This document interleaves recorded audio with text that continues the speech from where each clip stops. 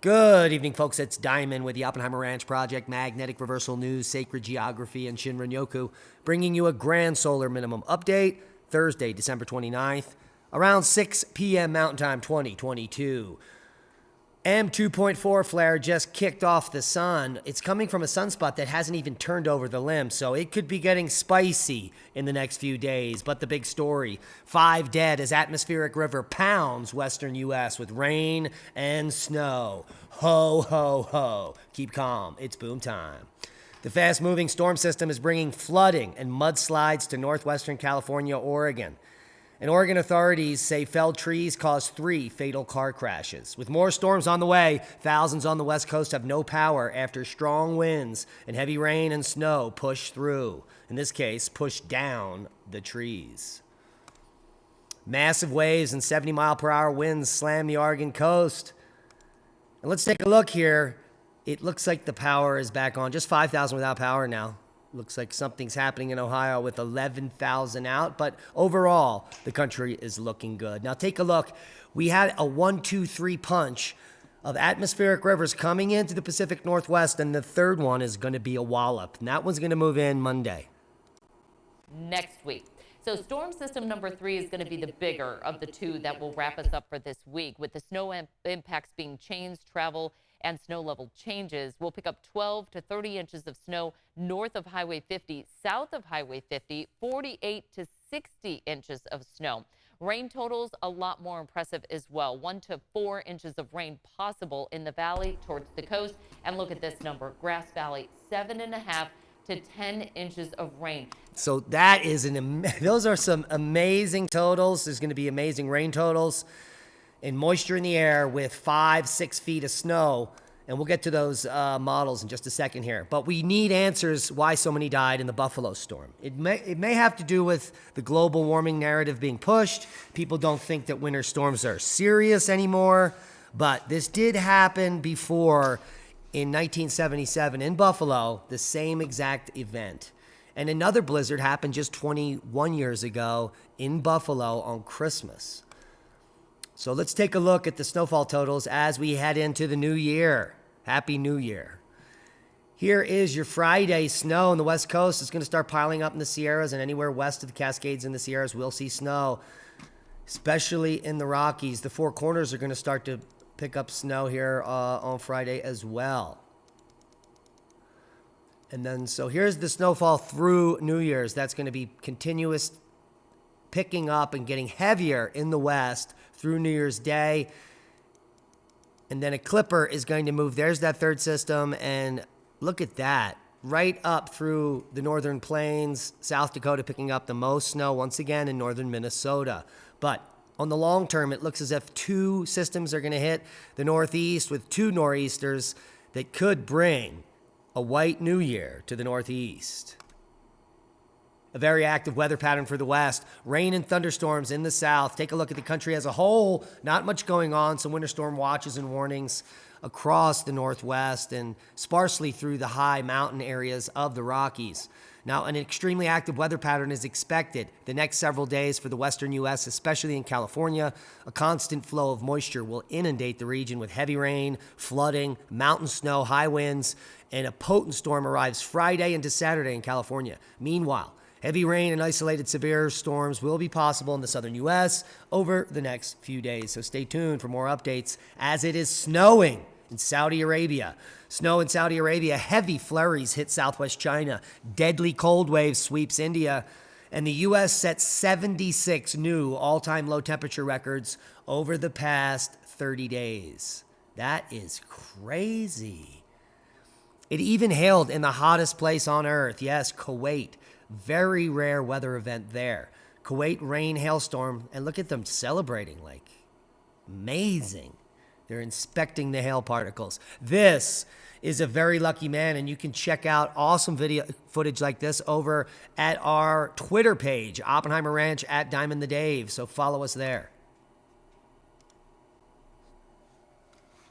Black ice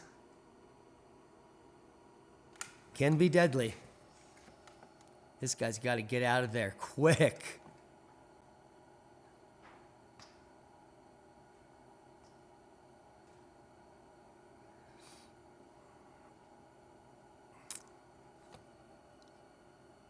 People are running for their lives. This guy somehow manages to miss everyone. Nice work. So that is a very lucky man. Take a look at that. Whoops. Okay. Oppenheimer Ranch Project at Diamond the Dave. Seismic update. No quakes to note worldwide. All is quiet on the western front. Little activity here on the west. Little rumbler right there. Yosemite Valley, 2.8. Pretty interesting. Worldwide volcano news. Nothing spectacular or of note in the volcano world. Semi-Sopoichnoi volcano in the Aleutians has resumed activity. Here you can see ash staining that beautiful white snow there. And Yasur volcano in Vanuatu, near constant eruptions are continuing. Nice little shot, aerial shot of some lava flow from Stromboli.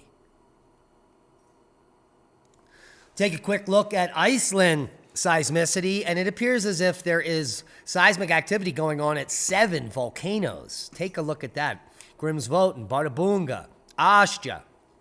Well, here are the volcanoes. We've got activity at Krafla, Astja, Bardarbunga, Grimsvötn, Katla, Hekla, and Fagradalsfjall. Albeit minor activity, but the house is rocking over there. Just a few quakes around 3 magnitude. But if we do see an uptick here, wow, all the volcanoes seem to be rumbling in Iceland. Now, we have had some end flares, and this is from a sunspot that hasn't turned around the limb yet. Let's look at the latest HMI, if we could pull that up and see. Yeah, it's not even visible. So these flares are coming from somewhere over here, over the limb. Let me move this down, and let's see if we can go over there. Nope. Okay, so some big sunspot activity is coming our way in just a few days and has produced these 2 M flares. The last one, M2.4, on the limb.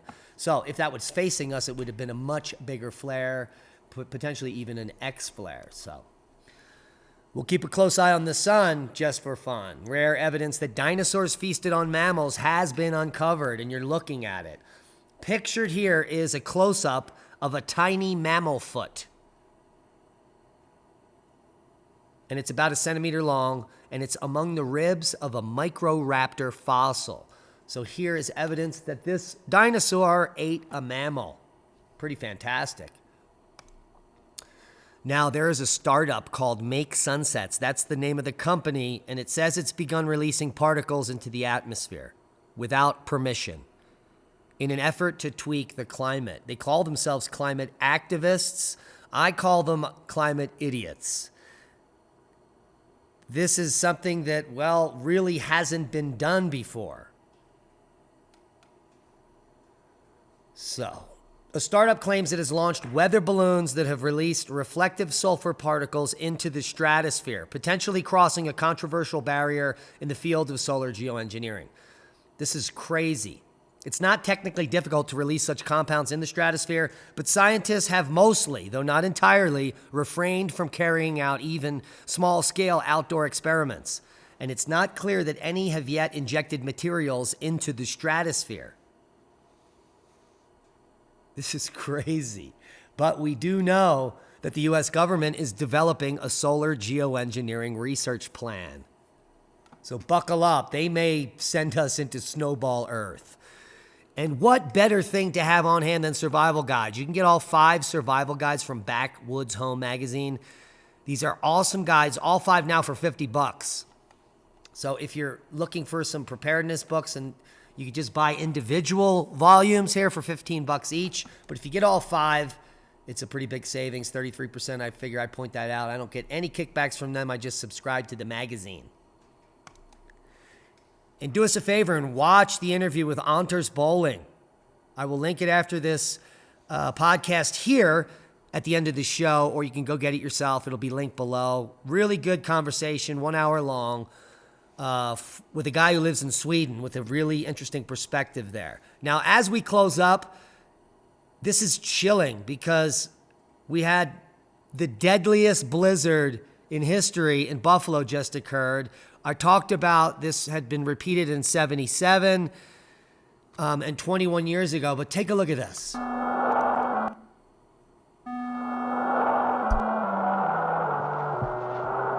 1977, the worst winter in a century struck the United States.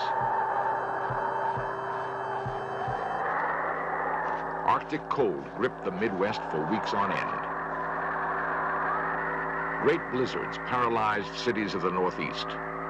One desperate night in Buffalo, 8 people froze to death in marooned cars. Pat Bushnell was on the road that night. Traffic just absolutely stopped. I was afraid of being stuck in the car all night long with the cold and the wind, running out of gas. And then what? I think that if we had to go through a real bad winter, just like we just went through, I think we'd have to think about moving someplace else. Move where? The brutal Buffalo winter might become common all over the United States. Climate experts believe the next ice age is on its way. According to recent evidence, That was Leonard Nimoy decades ago. The video will be linked below if you want to check it out. Ice Age, they come rapidly, and that's a boom to knowledge. Proper prior planning prevents piss poor performance. Hope you got something out of the video. Please subscribe to the channel if you haven't. Share this with like-minded people. Become a Patreon. Support the work we do. We love you. Happy New Year.